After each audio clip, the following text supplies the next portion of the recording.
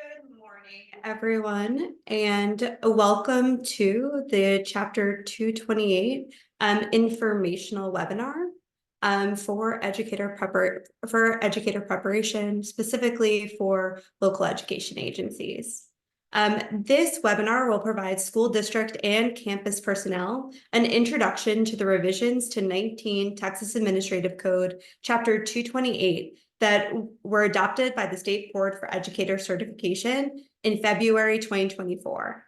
Chapter 228 contains the rules and requirements for educator preparation programs, including those for early field-based experiences and the supervised clinical experiences, including clinical teaching, internships, residencies, and practicums that all take place in your districts and on your campuses.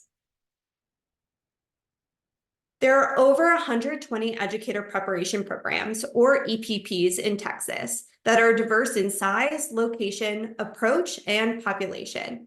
These programs prepare 20,000 or more teachers each year and are preparing educators for non-teaching roles, such as principal, educational diagnostician, and others. The State Board for Educator Certification, or SBEC, regulates these programs. It's important that teachers coming out of any program should have similar levels of readiness across the state. With the diverse nature of EPPs, the work of the SBECs is complex as they build systems that meet the needs of such a variety of programs. The SBEC has a focus on improving the quality and consistency of educator preparation through aligned accountability policies and supports for educator preparation. Some of these include implementing rigorous, authentic certification exams, implementing an accountability system for EdPrep, supporting EPP continuous improvement through building a shared vision for quality educator preparation and aligning their rules to that vision. And then finally, supporting the development and implementation of best practices, such as teacher residency programs. Throughout the SBEC's work, their focus has been on ensuring that EPPs implement practices that align with the research on what makes the difference for teacher candidate effectiveness and retention.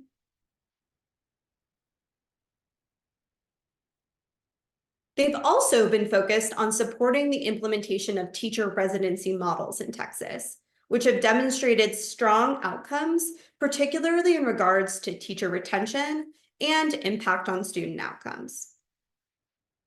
As an outcome of a deep stakeholder engagement and discussions with the SBEC voted in February to adopt upgrades to educator preparation requirements, with the goal of providing more support to teacher candidates and district partners. These updates are specifically focused on increasing the flexibility for candidates completing EPP requirements, increasing supports for candidates, and finally, holding educator preparation programs accountable for candidate support. These upgrades will not lengthen the path to certification, increase testing requirements, increase the burden on districts, or make it harder to be a teacher in Texas.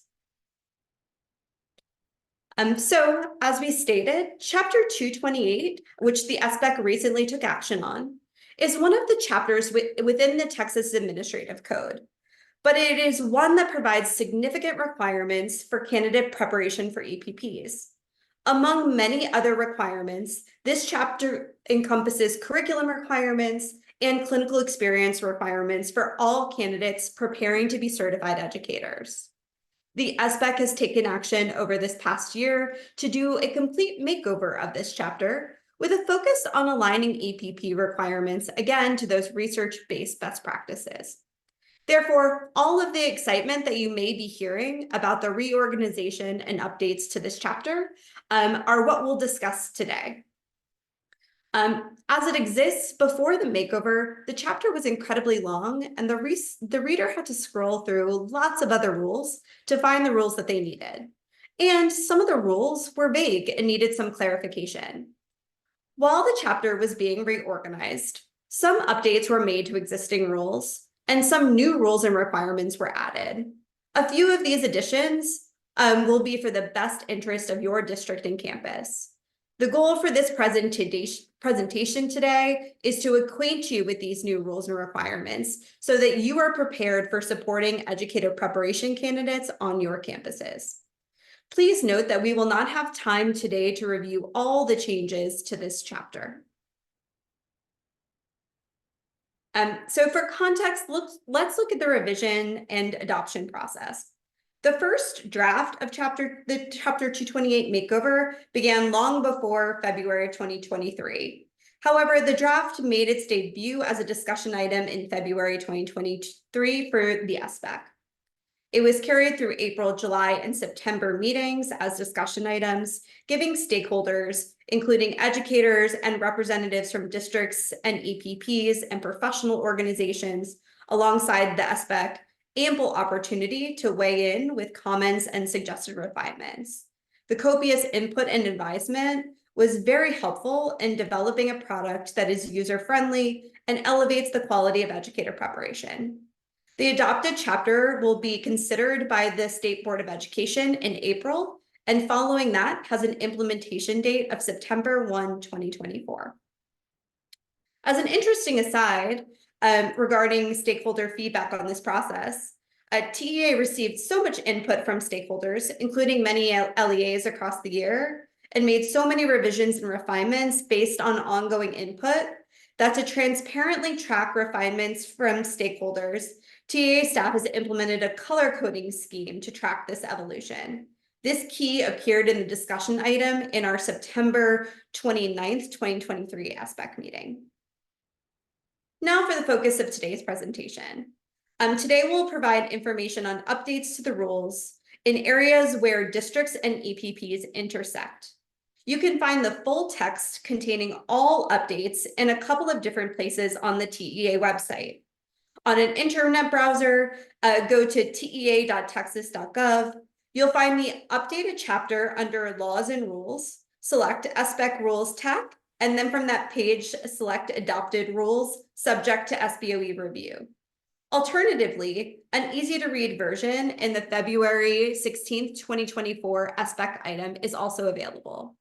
You can find this version on the TEA website by navigating to the SBEC page, clicking on SBEC meetings, link to current meeting section.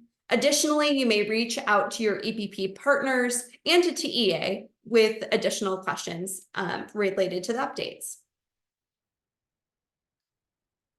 Let's take a moment and center on some of the terminology used throughout the presentation before we dive in. First, a route is referring to a preparation route for candidates in educator preparation programs. The undergraduate and post-baccalaureate routes tie the certification to a degree, so these are university-based. The alternative certification route provides a certification pathway that is not tied to a degree. So many types of EPPs, including those located at universities, service centers, and school districts, as well as private entities, may be approved to offer an alternative certification. The residency route is a new in Chapter 228 and can be offered by an approved degree granting or non-degree granting program. An EPP may be approved to offer one route or multiple routes. The term class is referring to the different certification classes that an EPP could be approved to offer. The possible classes are teacher, principal, superintendent, educational diagnostician, school counselor, school librarian, and reading specialist. Specifically, when speaking about any class except teacher, I will use the term non-teacher class. The term clinical experience is the collective term for clinical teaching, internship, practicum, and residency, which is required training for educator candidates completing an EPP and occurs in your districts and on your campuses. FBE, or field-based experience, is different from clinical experience. FBE hours are the hours required to be completed by teacher candidates in a PK-12 classroom as part of their pre-service coursework and training. FBE requirements are completed before clinical experiences, and some of the FBEs are required to be completed in person on your campuses. A DBA is short for Doing Business As, and is new in Chapter 228 in the context of names an EPP may use that are not the originally approved EPP name. EPPs will be required to report annually any names that are different than the approved one. And a late hire is an intern who is both hired by the district as a teacher and admitted into the EPP within that 45-day window prior to the first instructional day. Late hires often enter the classroom with minimum training. We will talk more about new supports for late hires later in this presentation. And finally, LEA stands for Local Education Agency, i.e. districts and their campuses. As we cover information today, you will likely have questions. If you navigate to the Q&A section in this webinar, please add your questions there. We will collect all questions and respond to them in a frequently asked questions document that will be published after this webinar is complete. We appreciate you sharing your questions with our TEA staff, and we'll be excited to answer them in a follow-up. So as we navigate through Chapter 228 today, again, naming the goals of the updates to the chapter included providing improved navigation, ensuring the rules were user-friendly, there was clarity around additional definitions, and ensuring where possible, there were opportunities to elevate candidate support and quality while also providing flexibility for candidates and educator preparation programs. These rules were reorganized and relocated into 7 subchapters with titles that help direct the reader to the sections of interest. While some have changed and some new requirements have been added, many of the requirements have not changed, but are just living in new sections of the rules. We will not go through all of the subchapters today or through all of the revisions today. We will use this time to review some of the updates that may directly impact districts and campuses. Specifically, subchapters D, E, and F are where districts and EPPs intersect the most. I'll point out a few other key updates along the way. I'll present this information to you in what I think of as 4 buckets. First, is the addition of the residency route. Second is the added depth to pre-service training requirements to teacher candidates through updates to the early field-based experiences or FBE requirements. Third, we'll look at some updates to the clinical experience requirements, which is where candidates are placed on your campuses to complete clinical teaching, internships, or residencies if they are teacher candidates, and a practicum if they are non-teacher candidates. Finally, I'll point out some of the additional updates and supports for intern teachers who are late hires.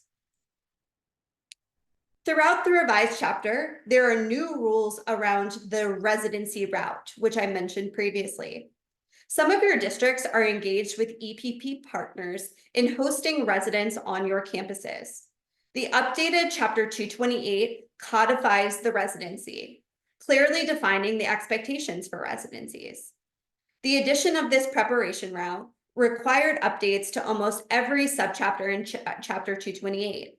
The rules reflect a rigorous, high-quality preparation route and were significantly informed by feedback from LEA stakeholders. While this is not an exhaustive list of updates related to residency, these are some of the district and campus personnel. These are some that district and campus personnel can be thinking about when they partner with EPPs in the residency process. For context, recall that a residency is a full-year clinical teaching experience in the classroom of a host teacher. Candidates who complete preparation through the residency route would qualify for a new specialized enhanced standard certificate. While I'll not have time today to talk about the enhanced standard certificate itself, I want to point out other key areas where rules were added related to residency. First, I will name that the residency route is optional and not required for EPPs. Those EPPs that want to offer the residency route must apply and be approved by the SBEC to offer this route. This is similar to a current process when any EPP seeks approval to offer a new class of certificate. Second, rules are established around the collaborative agreement between the EPP and the host district or campus. The residency is a partnership between an EPP and LEA, and the rules define that. Specifically, the parameters for the clinical experience for the residency are also codified and establish the duration of the residency as a full school year from the first instructional day to the last instructional day on the residence campus. Include a minimum of 750 hours in the assignment, which would be a requirement of at least 21 hours per week. Residents are assigned a host teacher on the campus and an EPP field supervisor who provides support throughout the residency to ensure the candidate's readiness to teach in your district. Residents must demonstrate mastery at each of 4 performance gates throughout their residency to successfully complete it. Finally, the EPP is required to meet with the host district at least quarterly in shared governance meetings to analyze data and collaborate around support for residents. Next, a second area where changes in Chapter 228 will intersect with district and campus partners is in the revisions to the requirements for early field-based experiences, or FBEs. Note that FBEs are currently required for teacher candidates. Again, these are early field-based experiences that are an important aspect of coursework and training provided to candidates pursuing certification as teacher, because they are part of a standards-based instruction and allow candidates to experience implementation of the skills necessary to be a classroom teacher. FBEs must be completed before a candidate can begin clinical teaching, internship, or residency. Completing part or all of FBE hours requires candidates to be on campuses within your district, and in some cases, engaging in interaction within a classroom environment. Field-based experiences, or FBEs, as defined in section 228.2, are defined as introductory experiences for a classroom teacher certification candidate, incorporated with preparation coursework that involve, at minimum, reflective observation of and interaction with EC12 students, teachers, faculty, and staff members engaging in educational activities, all in an authentic school setting. EPPs have a variety of structures in place to meet FBE requirements, but in all cases, candidates must be on a campus with your districts to complete at least half of their FBE hours. FBE hours are completed before clinical teaching, internship, and residency. The number of required FBEs has been increased from 30 hours to 50 hours. Responsibly, the number of hours in which candidates must be actively engaged in classrooms in your districts has increased from 15 hours to 25 hours.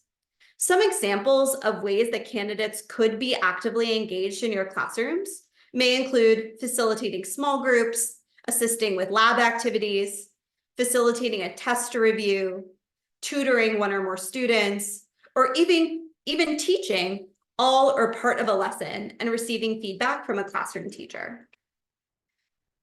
The remaining 25 hours may be completed on K-12 campuses through additional active engagement or observation, or may be completed via video observation, service as a teacher of record, service as an educational aid, or service as a substitute teacher.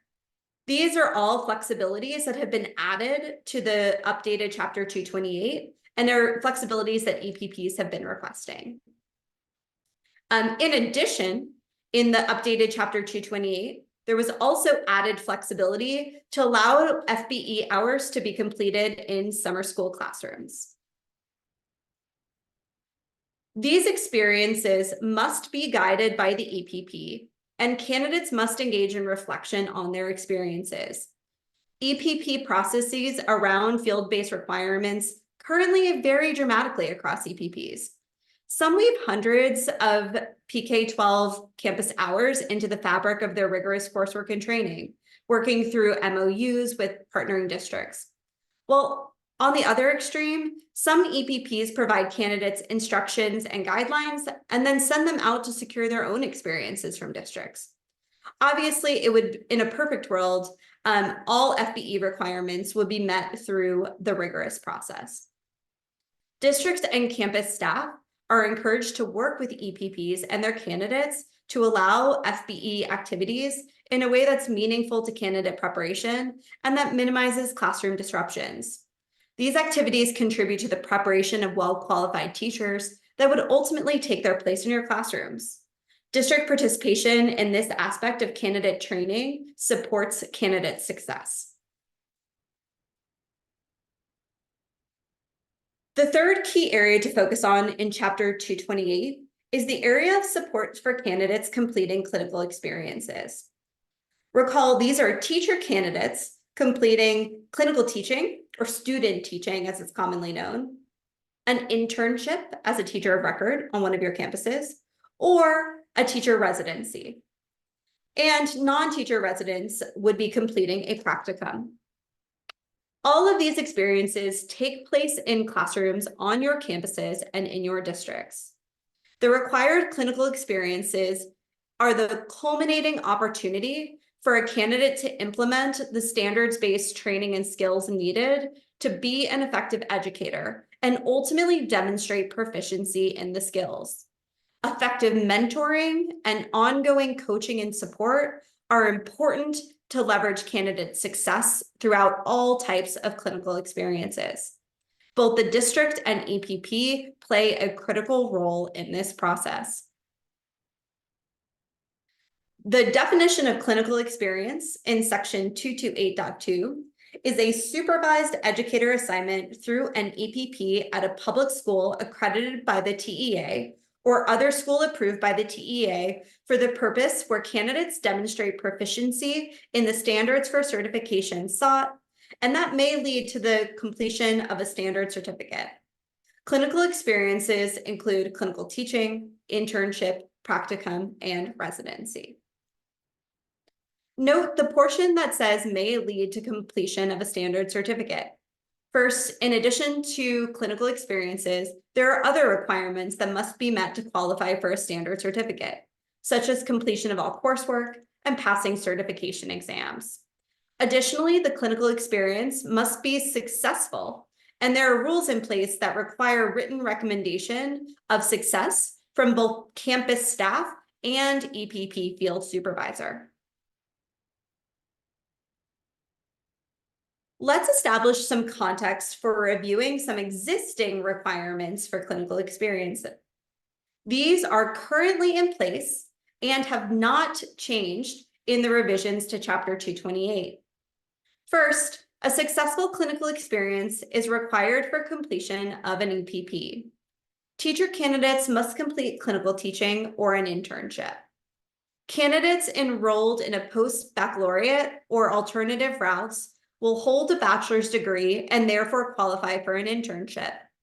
In an internship, the candidate is employed as a teacher on a campus in your district. Non-teacher candidates complete a practicum that is a minimum of 160 hours engaged with standards for their certificate area. A practicum candidate may be employed in the role in your district while completing the practicum. For teacher candidates, Pre-service coursework and training requirements must be complete prior to starting the clinical experience. During the clinical experience, candidates must demonstrate proficiency in the standards for the certificate sought. Therefore, must be in an assignment that allows for engagement with the standards.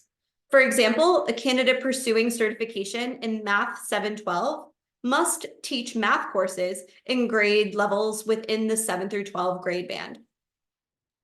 Clinical teaching requires the candidate to be in a classroom of a cooperating teacher or host teacher. However, the rules also require that the campus must assign a mentor to an intern teacher and a site supervisor to a practicum candidate. The campus personnel assigned to support candidates in clinical experience and EPP field supervisors must meet qualification requirements and responsibilities and must receive training. As mentioned previously, campus personnel supporting the candidate in the EPP field supervisor must sign off that the clinical experience was successful and provide written reasons for unsuccessful as applicable.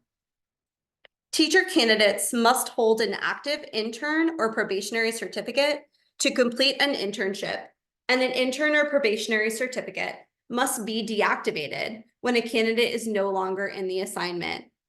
The EPP must notify the district and campus personnel and the candidate of the deactivation rules prior to the start of the internship. Now let's look at some updates around the clinical experience rules. As mentioned, residency has been added as a clinical experience option. Throughout this option, candidates engaged in that full year of clinical teaching instead of the currently required minimum 70 days. Remember that the residency route is not required and is only available to EPPs who've been approved by the SBEC through the application process. At the request of EPPs, flexibility was added to the duration of clinical teaching by allowing EPPs to calculate the clinical teaching time in hours instead of days. 490 hours is the equivalent of 70 7-hour days. This model is used successfully for candidates completing clinical teaching in educational aid placements. Additionally, depth has been added to clinical teaching by requiring co-teaching. A rule was also added that allows EPPs to extend clinical teaching if needed. Strangely, TEA receives calls from time to time when candidates who've been unsuccessful in a clinical teaching experience challenge whether the EPP can require them to repeat the experience to demonstrate success. There are rules in existence for extending internships, so a similar rule was added for clinical teaching as well. A very important update here will be of district interest, and that is new 228.73a, which requires the EPP to verify the intern or probationary certificate has issued prior to the start of a candidate's internship. This action on the part of the EPP will be helpful to the campus because it ensures that the classroom has a qualified teacher and that the children in the intern's classroom have a teacher who is vetted through the fingerprint background check. Districts can support success in this requirement by encouraging new hires to complete the application process for the intern or probationary certificate, and by promptly returning the completed statement of eligibility to the EPP so EPP staff can recommend the certificate in a timely manner. Let's now establish some context for updates around candidate support in clinical experiences by first reviewing some of the current requirements. Candidates in clinical experiences must be assigned someone on the host campus or in the district, as applicable to the candidate assignment, to provide mentoring and support during the clinical experience. Candidates must also be assigned a field supervisor who is employed by the EPP to support the candidate and formally and informally observe and provide feedback to the candidate during their clinical experience. The rules have different descriptors for the candidate or district supports. For example, a cooperating teacher hosts a candidate who is completing clinical teaching in their classroom. Those teachers are called host teachers if the candidate is completing clinical teaching through a residency. Teachers who are supporting your intern teachers are identified as mentors. And finally, educators supporting non-teacher candidates in a practicum are referred to as site supervisors. Campus or district personnel and EPP field supervisors supporting candidates must meet requirements and must be provided training by the EPP within 3 weeks of being assigned to a candidate. Qualification requirements include current certification that matches that pursued by the candidate, 3 or more years of experience in the area, and must demonstrate accomplishment as a teacher as it relates to student learning.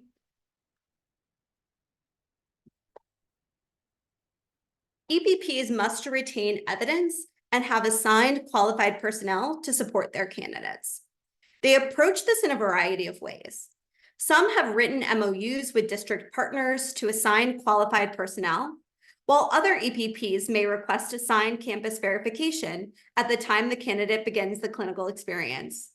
And as previously mentioned, both the campus support and EPP field supervisor must verify in writing that the candidate was successful or not successful in the clinical experience. Again, EPPs have a variety of processes in place to collect this verification. EPPs are expected to retain evidence of campus support, so district and campus staff can expect to provide this information to the EPP. The biggest change to the rules around the campus and district personnel and EPP field supervisors who are supporting candidates in clinical experience was related to the reorganization. While the existing rules were scattered across several sections of the rules, they're now all in one subchapter, Subchapter F. This should be helpful to EPPs and to campus and district partners when verifying the requirements. Additions to Subchapter F include the addition of requirements for the host teacher, who's part of the family of residency updates. Additionally, flexibility was added for the training of EPPs who must provide training to campus and district personnel supporting candidates in clinical experiences. The window for completing training was 3 weeks, but has been expanded to also include the 12 weeks prior to assignment to a candidate, which allows EPPs to provide training prior to the start of the school year, hopefully in a less hectic time for educators. The training requirement for EPP field supervisors was also updated so that they must refresh their training every 3 years to stay current with expectations in the field. A note about training provided to campus and district personnel. Most of the EPPs are approved providers of continuing professional education, or CPE, and thus are encouraged to offer this training, which includes training in coaching and mentoring as professional development. They should provide certificates documenting CPE hours to attendees. This is important because most educators will be required to accrue CPE hours every 5 years to renew certification. District partners can assist with the training process by encouraging staff to complete the EPP training. Qualified and trained mentoring is a key component of effective preparation. Remember, the candidates completing clinical experiences now will be taking their place as certified educators on your campuses later. We want to ensure that they are well prepared and well qualified as newly certified educators. Finally, updates to observation requirements for all candidates are focused on providing more support to candidates serving in clinical experiences on your campus. I think we can all agree that this is incredibly important, especially for those interns who are serving as your classroom teachers. First, the requirement for field supervisors to provide informal observations to teacher candidates has been clarified. The requirement for field supervisors to provide informal observations and coaching exists but the expectations for how informal observations occur has now been added to the rules. EPP field supervisors must now uniformly provide at least 3 informal observations per semester of clinical experience. These could be conducted in a variety of ways, such as informal walkthroughs, short cycle in-person observations, or could be completed via technology, via video observation. We'll name that at least one of the informal observations must be in person, but flexibility is provided for the remainder to be done virtually and asynchronously. Second, EPP field supervisors will provide additional formal observations, which continue to include a cycle of holding a pre-conference before the observation and a post-conference after the observation. And we'll also begin these formal observations earlier in the assignment for intern teachers. Additional to the candidate support updates, clarification on expectation for field supervisor collaboration with campus personnel has been added. So you can expect ongoing communication from the field supervisors that visit your campus. Keep in mind that all of these updates are focused on producing well-prepared educators, so districts and campus engagement with these processes is critical. And again, these observations are focused on providing more just-in-time support to candidates. The final bucket of updates that will impact districts is the new requirements for late hire candidates. Late hire candidates are intern teachers who are admitted to EPPs and hired by districts within the 45-day window before the school year starts, or after the school year has started. While these candidates will have passed at least the content pedagogy certification exam needed for issuance of an intern certificate, they may not have had sufficient time to complete all pre-service requirements and coursework. An existing rule allows for them to complete their pre-service requirements within 90 days of the start of the assignment. So this means late hire interns are entering classrooms and impacting student achievement without the benefit of sufficient training or practice. As such, they will need earlier and more support to encourage their success and thus their students' success. One of the aspects of improvements in support of late hire interns is about more and earlier support from EPP field supervisors. Remember, late hires are in classrooms with minimal training and as such would benefit from more ongoing support and earlier support than other interns may need. First, field supervisors will provide 3 informal observations per semester as required for other candidates. However, for late hire candidates, 2 of the informal observations must happen within the first 8 weeks of the assignment and must be in person. With the additional requirement for EPP field supervisors to hold the first formal observation within the first 4 weeks of the assignment. With these requirements, late hire candidates will now see the EPP field supervisor at least 3 times in the classroom within the first 8 weeks of the assignment. Additionally, reinforcing collaboration between field supervisors and campus personnel will facilitate communication, which is important for supporting potentially struggling late hires, and thus also important for the students they serve. Finally, a new requirement clarifies that late hire candidates who fail to complete the pre-service coursework and training within the 90 days required will no longer qualify for the intern or probationary certificate, and thus the EPP will notify the district and candidate that the candidate's intern or probationary certificate will be deactivated. Campus and district representatives can help avoid a disruption to the candidate's teaching assignment by encouraging and reminding new teachers that are late hires to complete these requirements in a timely manner. Keep in mind that these requirements are focused on producing well-prepared educators, so districts and campus engagement with these processes is critical.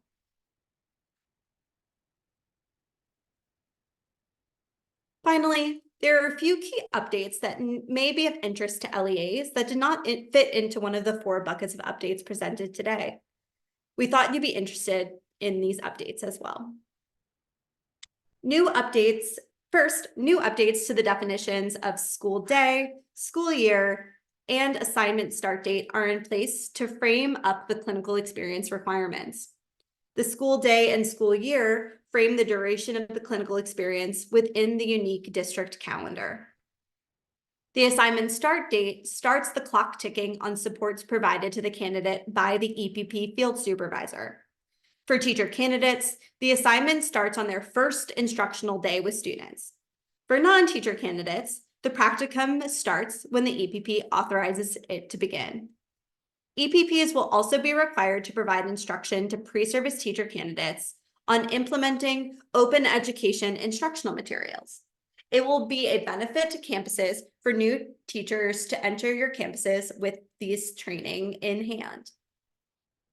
In addition, a new rule also requires that EPPs must annually report all names in which they're doing business as in the preceding reporting year. This provides transparency to consumers. And finally, as a reminder, the implementation of the new requirements in Chapter 228 will begin on September 1st, 2024. Thank you to those who've put questions already in the Q&A. Please feel free to include any additional questions you may have, and TEA staff will respond to them in a following FAQ.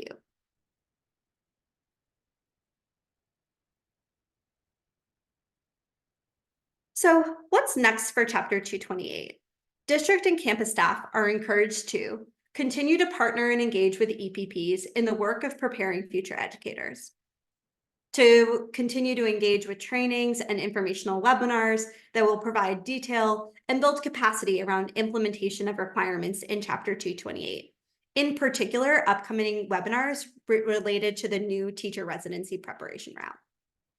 And finally, to continue to reach out to TEA staff if you have questions about updates in Chapter 228 or about requirements for educator candidate preparation.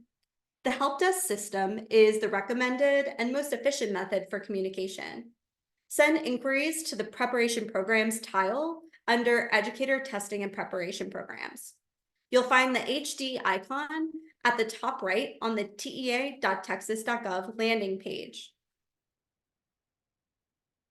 Finally, we like to always remind our Texas stakeholders that if you care to learn more about Texas EPPs, TEA offers dashboards that provide important information on quality indicators for educator preparation programs and information for districts on regional and local hiring information. These resources can be found on the tea.texas.gov webpage under Educator Preparation Consumer Information.